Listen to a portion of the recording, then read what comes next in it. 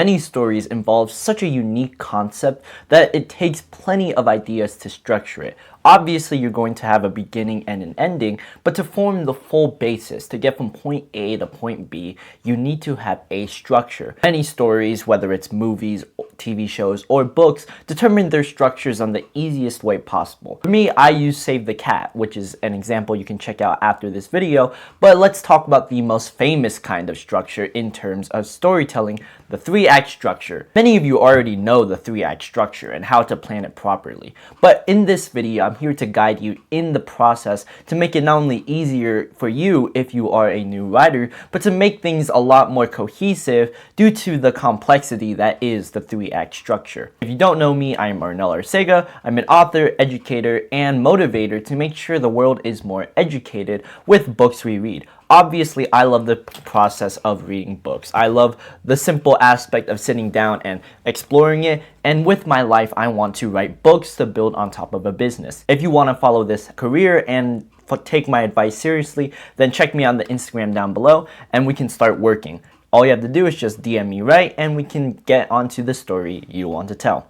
For now, let's get on with the 3-act structure. The 3-act structure is a simple term coined by many writers in history. One of my favorite books of all time is the simple title, The 3-Act Structure, in which the author, I can't remember his name exactly, but he did go into detail about the full process of the 3-act structure. One of the most unique things about this structure is that it's the most complete kind. There are plenty of different plot structures like Save the Cat, or you can box it out, but in the case of the 3-act structure, it's the one many teachers in school educate with, and it's the one many writers throughout the world emphasize on. In my case, I noticed that the 3-act structure is great when just determining the full foundation of your story. In the shortest term possible, the first act is simply the exposition, building on top of the incidents. The second act is the confrontation, getting from point A to point B. And the third act is completing that. It's tying up all the loose ends and making sure that the story is complete. No matter what kind of story you have, you need to have many different points happen here and there to make sure that the full story is surrounded. It's a full synopsis of what you can captivate, so then you could start writing. In the form of storytelling and in the case of being an author, one of the best cases of the 3-act structure I've noticed is the simple progression that comes with it. Let's start with the first act, exposition. For many writers in the world, the exposition part is the hardest. Since it is the first act, you're simply just building on top of ideas to layer up the story you need to tell. Obviously, you need to develop the setting, the characters, and the entire motivation of the story. We want to have our characters start at this specific point, this low point here. By then, you could have them go through an incident, whatever kind of incident, for good and bad, that can lead to your story being a lot more effective in what you're trying to tell. Having this specific point happen here rather than much later allows the story to progress, which is why the first act is so important. The exposition told in between Act 1 and Act 2 is what guides the story moving forward. It allows you to hook your audience, and this is where I'd say you use the term the pink elephant. The pink elephant is a term I personally like using to determine how well a story can be. By having this aspect that makes the incident more clear, aka a pink elephant, it makes your story stand out, whether that be some sort of car accident, some sort of tragic news, or in particular, a specific golden ticket, sort of like Willy Wonka and the Chocolate Factory. By having this incident happen in the first act, we can start our story moving forward. Getting into the second act, we progress from point A to point B.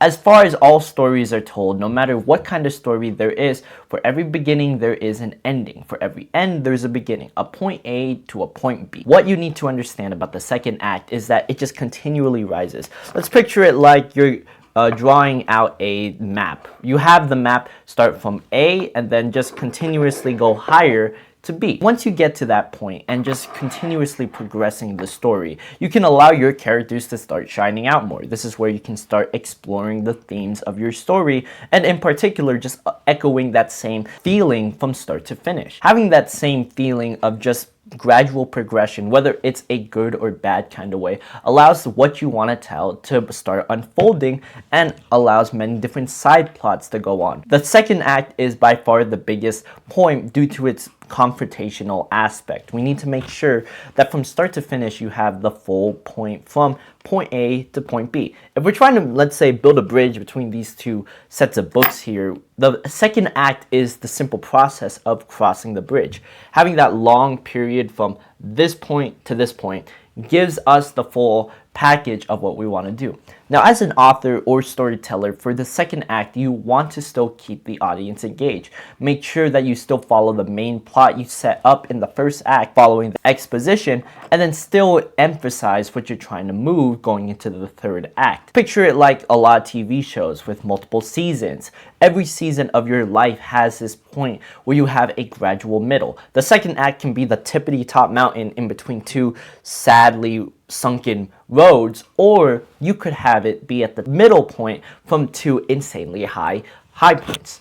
If you want to continue this path, then obviously you're going to have the second act be a lot more confrontational, aka more action. You need to have more moments happen here rather than what you can say for the third act. In the term of being an author, this takes up between the pages 50 to, let's say, 150. If our book is around 200 pages, the first act should take up around the first 50 or so. Second act take up towards the whole middle chunk, and that leads us into the third act. The third act ties up all loose ends, whether it's the main plot, the side plots, or any other pieces of information that the audience will gather throughout your book. For instance, you could have a Chekhov's gun or whatever kind of storytelling aspect that can allow your story to finish.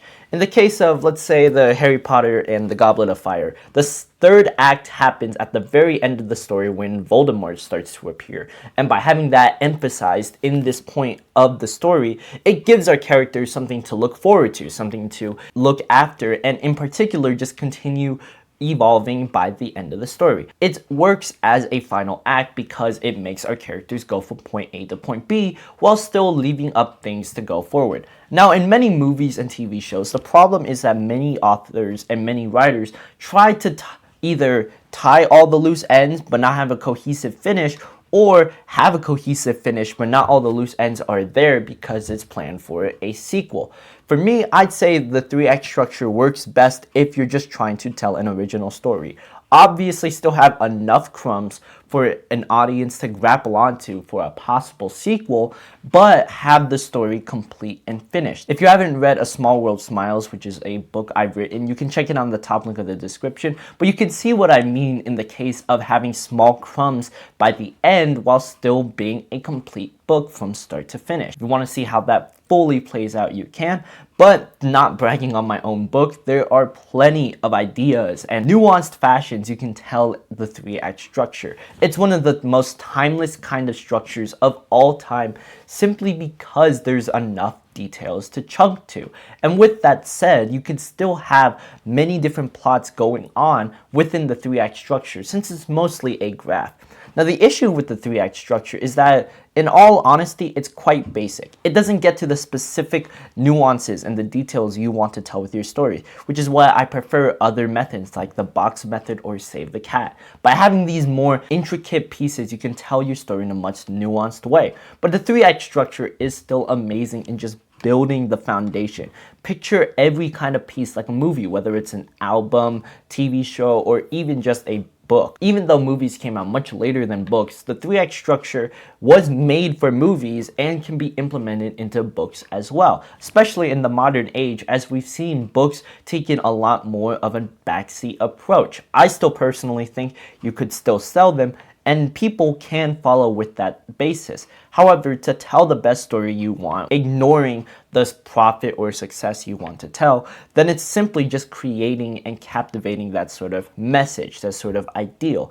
And with this conclusive piece in mind, keep all of it in one single line. Even though the 3-act structure can balance off in a loopy kind of way, sort of like electric static, you still want your story to be one full idea. You want it to be from point A to point B, and it's especially true if this is your first book or first story. Make sure it stays relatively simple. Once you have all that figured out, you will truly see the magnum opus you will finally create, simply because of this structure. It builds the foundation and it will continue evolving from here. If you enjoyed this video, keep on watching my other ones so you can not only be a better writer, but stay consistent on this path. It will guarantee a better lifestyle for you, and I'm telling you, it will be the greatest success you will ever see, even in the unorthodox fashion that is writing and books. If you wanted to hear more about me, you can check me on my socials down below. Check out the books down there as well, along with my other stuff, and until next time, keep on reading, keep on writing, take care.